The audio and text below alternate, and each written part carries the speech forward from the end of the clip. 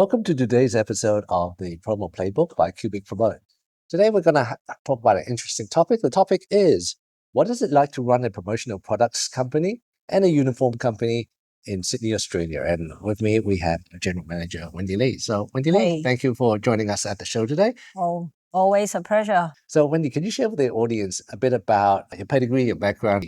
Sure. I joined the company back in 2010, so good 15 years ago as a junior account manager.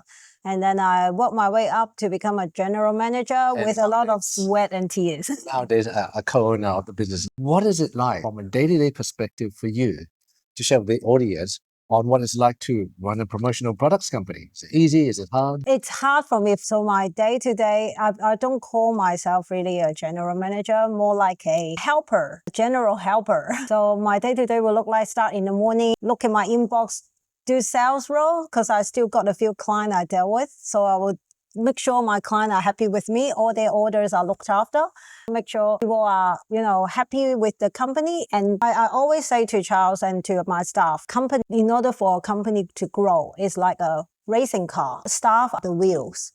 And all the wheels needs to be moving forward in one direction in order for the vehicle to run at the fastest speed. So the job of talking to staff, listen to them, and listen to their feedback is very important. And I dedicated quite a bit of time on that part as well. So how do you balance our operations? So we distinctly have customer service elements. We have the products that come into the website. We also have to balance operations to make sure that our team runs smoothly. What are your priorities on a day-to-day basis? Priority, always customer first. Yeah, me too. Yeah. Me too. So given a percentage, 100%, would you say 50% customer experience, or would you put it less? What is the balance for you? So if my day is like a 100% job, then I would say, because I handle less customer, so my day about 30% is spent on customer. And then 30% on website, 30% on staff, and then the 10%, because you don't know, here and there will be some odd questions that are outside of these three scopes, and I reserve my 10% capacity to deal with those as well. So we work with a lot of purchase orders, some of them quite small, very easy. For example, if people come to us for 10 t-shirts, that's water off a duck's back. We can handle that very easily. On the odd occasion, on any given day, could be right now, could be in an hour's time, we might get an inbound inquiry or an inbound purchase order for 10,000 or even 20 or 50,000 t-shirts. Could you share with the audience out there what happens behind the scenes once we have a large purchase order? What happens? Do we all go frantic? Do we need to onboard new staff for our suppliers? What happens behind the scenes? That's a very good question, because it happened quite a lot. Client always want things tomorrow, and especially 10,000 units. All wanted tomorrow. Once client is happy to proceed, we will produce an artwork to them to show them how the end product will look like digitally within an hour, because it's an urgent order. Even non-urgent order, within 24 hours, they will receive an artwork from us to confirm they're happy with the final results before proceeding. And once that, while we are waiting for confirmation, I will need to make some phone calls and also checking on our system, see what's the production capacity like for the day. Because although these clients definitely important to us, we have 2 or 3 jobs lining ahead that are equally important as well.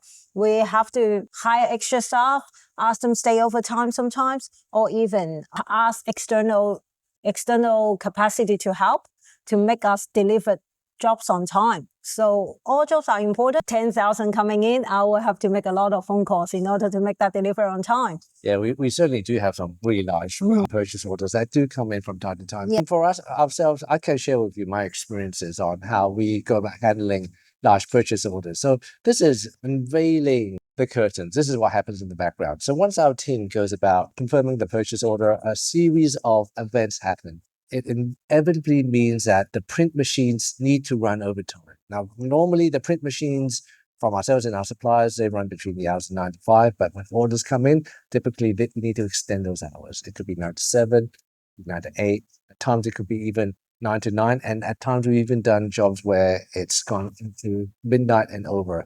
And what happens with staffing is that we roster ourselves to have multiple rosters coming in, just to pick up the slack for the first roster that goes off and the second roster comes on.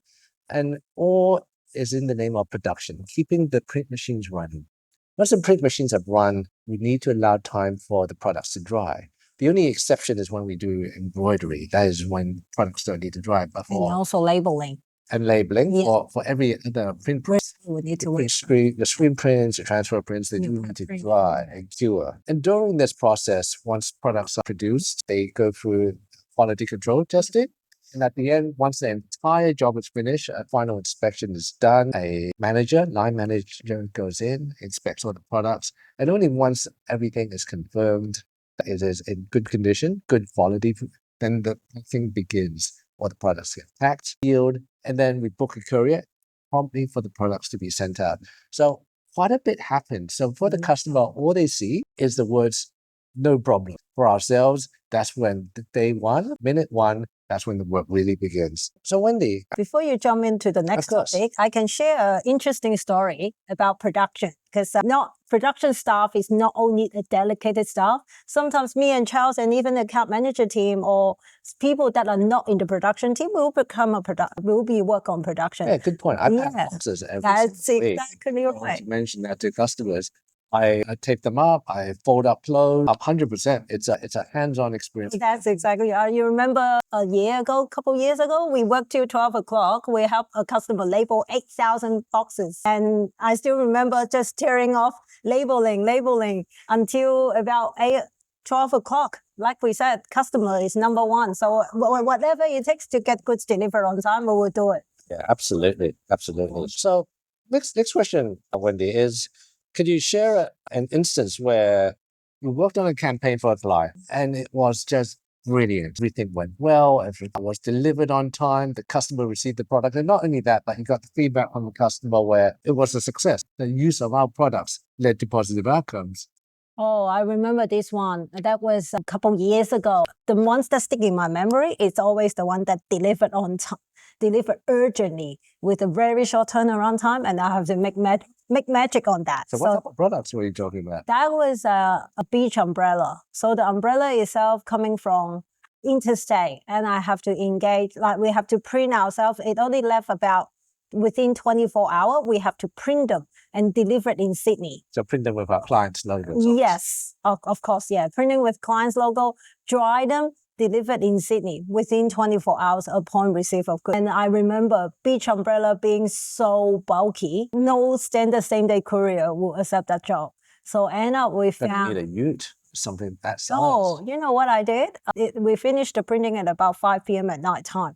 We were calling a tow truck company because it's too bulky. A tow truck company? Yes. I must have been on vacation. I don't remember that, but carry on. Yeah, so we called up a tow truck company because it's so bulky, and they were like, is it possible to put in these boxes in a tow truck so you can send them to the location in Sydney? I got turned down quite a lot. And then finally, one tow truck company is kind enough to offer a bulk same-day delivery courier for me that can deliver the job on time. And that courier arrived at client location at 11 p.m. And then... I'm surprised the client's even awake to receive the product. It's a marketing company. So it's not just our industry that really pulls out all the stops in order to make things happen. Other industries like the marketing company, they do that. Really go over and above and beyond for them. Because the event is tomorrow. They can't afford to have this location not set up, so they don't have a second chance. Exactly right. So at 11 p.m., staff are still there, and they courier delivered the goods. They're opening the box, setting up all the beach umbrellas on the beach, and open it and take a photo for me at next day with sunrise, sorry. And I was like, wow.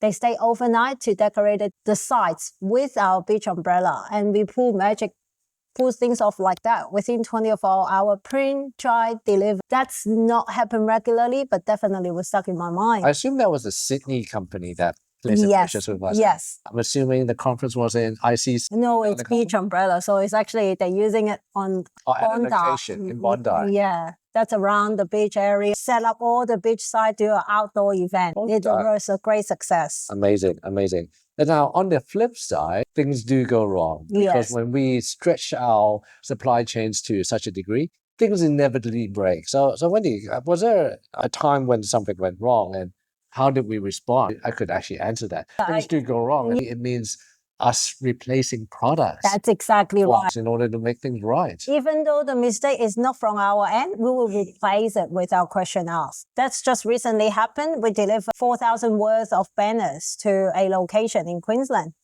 The courier just dropped off the box in the location. They took a picture, but no one can identify that location at all around the building.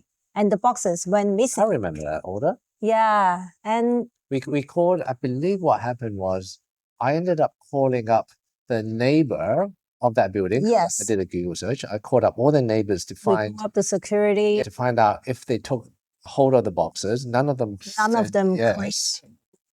None of them can locate a box.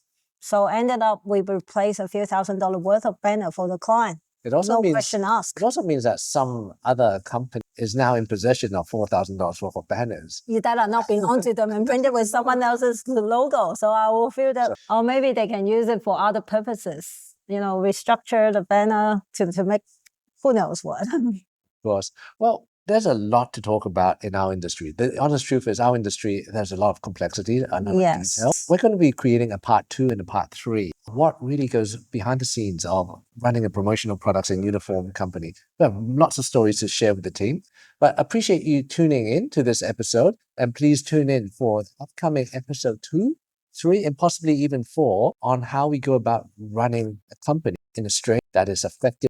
Thank you so much for listening. Thank you.